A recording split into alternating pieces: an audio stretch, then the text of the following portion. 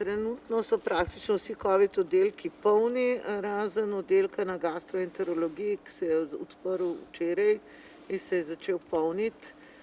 Pripravlja se dodatne kapacitete na urgenci, kjer pričakujemo v prvi fazi 50 postelj, potem bomo dodatno odprli še en oddelek v bolnici Petra Držaja, to je oddelek za hipertenzijo, kjer so že COVID pozitivni pacienti in bomo to samo dopolnili, tako da nekaj rezerve še je. Kar se tiče kadra, so seveda težave, zlasti za pokrivanje postelj intenzivne terapije.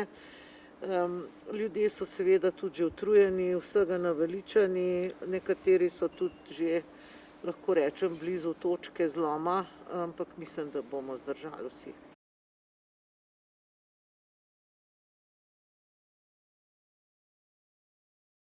Glejte, problem je v tem, da to, kar danes pade, se bo poznalo šele približno čez teden, 14 dni, a ne, ker mi vemo, da je približno teden dni do začetka bolezni, od okužbe in potem še slab teden, da bolniki pridejo v bolnico. Žal pa, ko so enkrat hospitalizirani na enoti intenzivne terapije, so pa kar nekaj časa v bolnišnici, zato se te postelje polnijo, ne pa praznijo.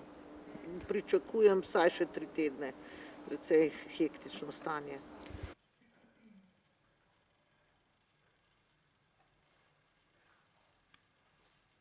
Zdaj, kadrovske dileme razrešujemo na različne načine, z vzpostavitvijo mešanih ekip, v katerih so pravzaprav izkušene sestre ki imajo za sabo že delo v enotah intenzivne terapije, potem sestre, ki sicer tam še niso delale, vendar bodo pod nadzorom teh izkušenih sester, malo bomo še kombinirali študenti zdravstvene nege, študenti medicine višjih letnikov, prostovoljci, mogoče bomo še koga dobili od zunaj, skratka v kader pač zbiramo, zdaj hrčkamo ga.